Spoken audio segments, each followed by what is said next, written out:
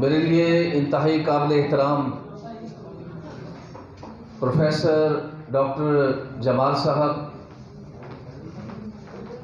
और एडमिनिस्ट्रेटर बाबर अमीन साहब, हमारे सब एडमिनिस्ट्रेटर जनाब आमिर उस्मान ब्यो साहब, माय डियर स्टूडेंट्स, आज के इस तारीखी मौके पर जिसको यौम कायद आज़म कहा जाता है और 25 दिसंबर कहा जाता है, यकीनन फार्मा वर्ल्ड के असातिज़ा और स्टूडेंट्स इस बात के लिए उनको खराज तहसीन पेश किया जाता है कि उन्होंने इस तारीखी दिन को भरपूर तरीके से सेलिब्रेट किया है। और मैं ये समझता हूँ कि कायद आज़म मोहम्मद अली जिन्नाह की जो शख्सियत है, जो उनकी पर्सनैलिटी है, और वो एक अहद साज शख्सियत है। वो ऐसी शख्सियत है जिनको अगर आप बैनुल-अक़वामी शख्सियत भी कहें तो इसमें कोई मुबालगा आराई नहीं है। उन्होंने अपने अहद के उन लोगों को डिफीट किया जो लोग पाकिस्तान की मुखालफत में थे। और आप कायद आज़म मोहम्मद अली जिन्नाह रहमतुल्लाह अलैह, आप एक तारीख साज याद रखिएगा शख्सियत है, क्योंकि आपने तारीख को बनाया, आपने तारीख के धारे को तब्दील किया और आपने मुखालिफ हवाओं और लहरों के बावजूद तमाम तर तवानाइयों के साथ और अपनी काबिलियत के साथ और ईमानदारी के साथ पाकिस्तान के वजूद को इस दुनिया के नक्शे पर उभारा और बनाया, और आज अल्हम्दुलिल्लाह हम आज़ाद पाकिस्तान के अंदर रह रहे हैं। हमें ये बात लर्न करनी चाहिए, और ये आपका पैगाम मैं पूरे पाकिस्तान के इंस्टीट्यूशंस को देना चाहता हूं। आज का ये फार्मा वर्ल्ड का मैसेज मैं नेशनल लेवल पर देना चाहता हूं, और आपका ये पैगाम आज मैं कौमी इदारों को भी देना चाहता हूं, और आज का पैगाम मैं आपको आइंदा और मौजूदा हुकूमत को भी देना चाहता हूं कि अगर आप चाहते हैं कि इस मुल्क के बच्चों के अंदर यकजहती हो, अगर आप ये चाहते हैं कि इस मुल्क के बच्चे इस मुल्क से मोहब्बत करें, आप ये चाहते हैं कि इस मुल्क के बच्चे और बच्चियों का ज़हन हमारी कौम के लिए, हजूम के लिए नहीं, कौम के लिए साजगार की इनको किया जाए, तो फिर मैं आपसे रिक्वेस्ट करता हूं कि मुल्क भर के तालीमी इदारों को आप 25 दिसंबर को बंद न करें, बल्कि ये कायद आज़म मोहम्मद अली जिन्नाह रहमतुल्लाह अलैह के इस दिन पर इनको सेलिब्रेट करना चाहिए और तमाम इदारों को खुले रहना चाहिए इस दिन के लिए।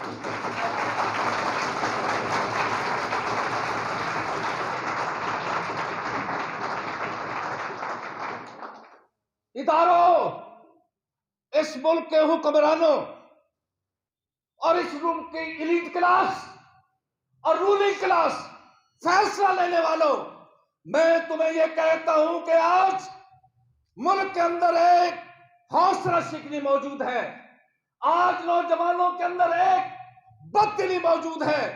इस बददिली को आप इन कौमी दिनों को, त्योहार को मनाकर, आप अहकामात जारी करके आप कौम के अंदर एक नया जज्बा और नई कौम का आप उभार सकते हैं। अल्हम्दुलिल्लाह।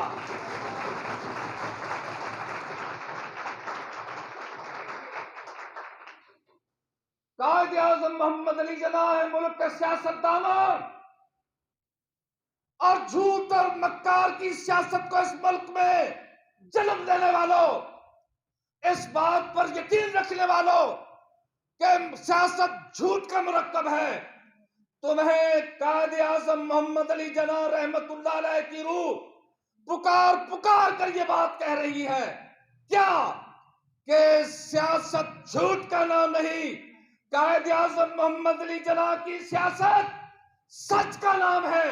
उन्होंने हमेशा सच का साथ दिया, सच को अपनाया, सच को लेकर चले और सच की बुनियाद पर उन्होंने पूरे मुसलमानों ने बर्र सगीर को यकजा करके एक मुल्क और एक कौम बना दिया। आज तुम सियासत में झूठ को दफन करो, ये कौम फिर एक कौम बनने के लिए तैयार है। अल्लाह की मेहरबानी।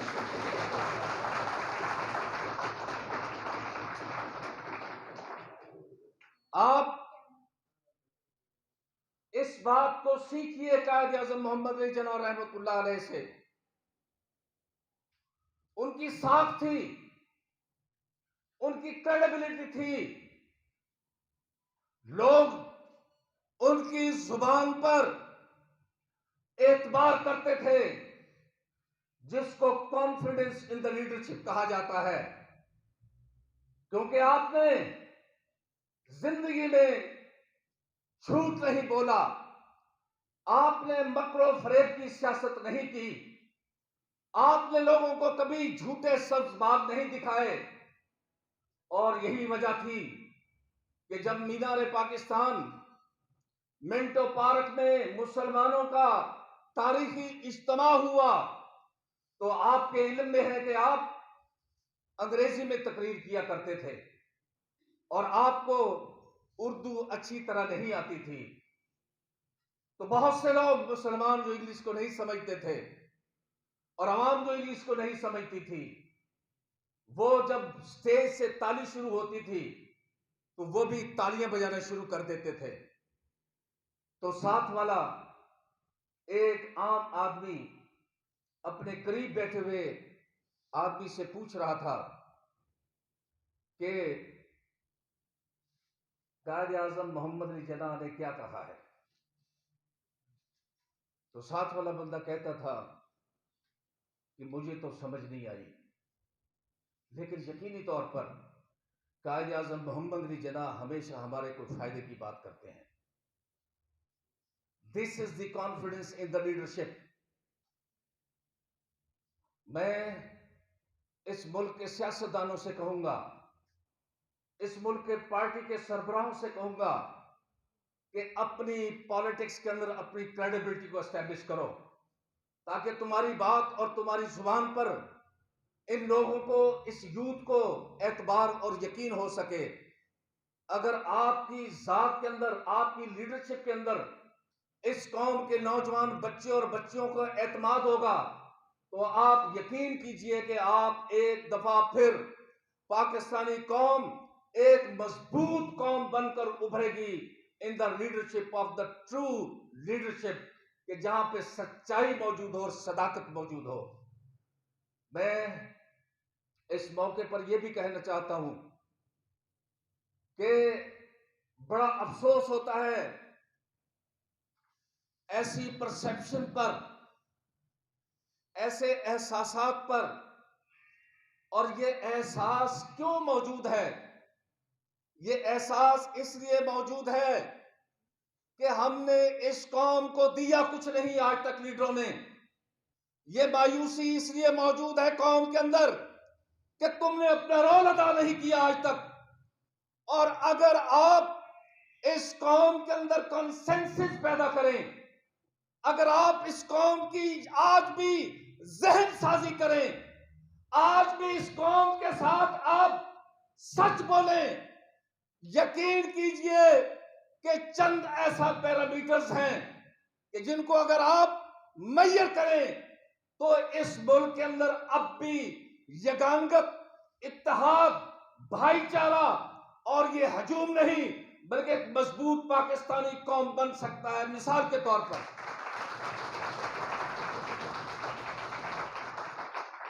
मसलन ये जितने बच्चे बैठे हैं, मैं अगर इससे एक सवाल करूं तो ये जिस रंग और मजहब से हैं इससे कतई ताल्लुक, ये जिसके मुख्तलिफ बिरादरियों से इससे कतई ताल्लुक, इनकी शक्लें मुख्तलिफ हैं इससे कतई ताल्लुक। मैं अगर ये बात कहूं और आपने इस सवाल का जवाब देना है, क्या आप मजहब पर यकीन रखते हो? बोलो, हाथ खड़े करके बोलो, हाथ खड़े करके बोलो, क्या आप मजहब पर यकीन रखते हो? इस पे इनका इत्तेफाक है यहां पाकिस्तान के अंदर मेजॉरिटी मुसलमानों की है। यह एक इस्लामिक स्टेट है। दूसरा सवाल पूरी कौम से कीजिए, आप पूरे मुसलमानों से कीजिए, क्या आप कुरान पर यकीन रखते हैं? आपको पूरी कौम कहेगी कि हम कुरान पर यकीन रखते हैं। अगला सवाल पूरी कौम से करो। कंसेंसस की बात हो रही है, कौम की बात हो रही है, यकसुई की बात हो रही है। क्या आप खाना काबा को हुर्मत की जगह समझते हैं? तो पूरी कौम से आवाज आएगा कि हां, हम इसको हुर्मत की जगह समझते हैं। अगर आप मुसलमानों ने पाकिस्तान से सवाल करें कि क्या रोज़ा रसूल सल्लल्लाहु अलैहि वसल्लम पर जाने की ख्वाहिश आपके अंदर मौजूद है? क्या आप रहमतुल्लिल आलमीन के पास जाना चाहते हैं? तो पूरी कौम की तरफ से यह जवाब आएगा, मुसलमानों की तरफ से यह जवाब आएगा, आमीन सुम्मा आमीन, हम रोज़े रसूल सल्लल्लाहु अलैहि वसल्लम पर हाजिरी देना चाहते हैं। ऐसा ही है? हुक्मरानों, इस कौम को ऐसे बुबासों में उलझाने वालों, मैं तुम्हें आज ये मैसेज देना चाहता हूं कि ये कौम और इसकी अक्सरियत, ये मुल्क, ये पाकिस्तानी आज भी अल्लाह, कुरान और रसूल पर यकसू है, इकट्ठे हैं। और अगर तुम चाहते हो इस कौम को इकट्ठा किया जाए, इसके अंदर ये रेसिज्म ना हो, नस्ल परस्ती ना हो, तो फिर याद रखो, तुम्हें बाई कैरेक्टर, तुम्हारे ऊपर फर्ज है, तुम्हारे ऊपर यह लागू है कि तुम इस्लाम की बुनियाद और जो असास है उन चीजों के इस मुल्क की सतह पर इस्टेब्लिश करो, और इस्टेब्लिश करके उसको रीइंफोर्स करो, स्ट्रेंथन करो। इस नौजवान नस्ल के में वो चीजें इंजेक्ट करो जिस पे इनका ऑन द होल तुम्हारी तबलीग के बगैर वैसे ही कॉन्सेंसस है। तो ये कौम बन सकती है, याद रखो। और कायदे आजम मोहम्मद अली जिन्ना रहमतुल्लाह अलैह, कुछ लोग ये इंटरप्रिटेशंस करते हैं कि जी वो तो बड़े कोई कट्टर मुसलमान नहीं थे, नाउज़ुबिल्लाह। कायदे आजम मोहम्मद अली जिन्ना रहमतुल्लाह अलैह एक सच्चे मुसलमान थे, और जो आदमी by character, by nature, by the virtue of his credibility, अपनी साख, अपने पुख्ता ईमान की वजह से जाना जाता हो, उसकी दाढ़ी ना हो तो लोग कहते हैं उसकी दाढ़ी जो है पेट के अंदर है, हिडन है। वो ऐसे मुसलमान थे कि बेज़ाहिर तो उनकी दाढ़ी नहीं थी, लेकिन उनके अंदर एक बड़ा कवि और तगड़ा मुसलमान था। और मैं उन सेकुलर लोगों के लिए, मैं उन लोगों के लिए जो आज इस कौम और नस्ल की सोच को डाइवर्ट करना चाहते हैं, मैं उन सोशलिस्टों के लिए, मैं उन कम्युनिस्टों के लिए कोटेशंस जो है लेकर आया हूं। किसकी? कायदे आजम मोहम्मद अली जिन्ना रहमतुल्लाह अलैह की। आपने फरमाया इस्लाम, सबसे पहले इस्लाम का नाम लिया, सबसे पहले वो दीन का नाम लिया तो जो दीन पूरी दुनिया के लिए पीस है, अमन है। Islam stands for justice, equality, fair play, toleration and even generosity to non-Muslims who may be under our protection. They are like brothers to us and would be the citizen of the state, ये कायद आजम मोहम्मद अली जिन्ना रहमतुल्लाह अलैह ने अक़लियतों के बारे में कहा, minorities के बारे में कहा, और माइनॉरिटीज के बारे में यह कहा कि ये हमारे भाइयों की तरह हैं। हमारे मुल्क के अंदर मुसलमानों के साथ साथ अक़लियती दूसरी मजहबी बिरादरियां भी रहती हैं। आपका ये पैगाम है 25 दिसंबर के हवाले से कि उन बिरादरियों को अपने भाई की तरह ट्रीट करो, उन बिरादरियों को साथ अच्छा हुस्न सलूक करो। और साथ ही साथ एक और इंपॉर्टेंट कोटेशन, कायद आज़म मोहम्मद अली जिन्ना रहमतुल्लाह अलैह said, Pakistan not only means freedom and independence, but the Muslim ideology which has to be preserved, which has come to us as a precious gift and treasure, and which we hope other will share with us. आपके ये खिताबात ऐन पाकिस्तान बनने पर नहीं आपने कहे, बल्कि कुछ खिताबात आपके 1936 के हैं, कुछ खिताबात उसके 40s के हैं, और बहुत से खिताबात आपके पाकिस्तान बनने से पहले के हैं। और अगर पाकिस्तान बना है किसी बुनियाद पर, अगर कोई स्लोगन मौजूद था कि जिसके अंदर स्पिरिचुअल स्पिरिट और स्पिरिचुअल पावर थी, तो वो वही स्लोगन था कि जो आज इस यूथ और इन बच्चे और बच्चियों के दिल और जुबान पर है कि पाकिस्तान का मतलब क्या। ये तो जवाब देना ही नहीं पड़ता,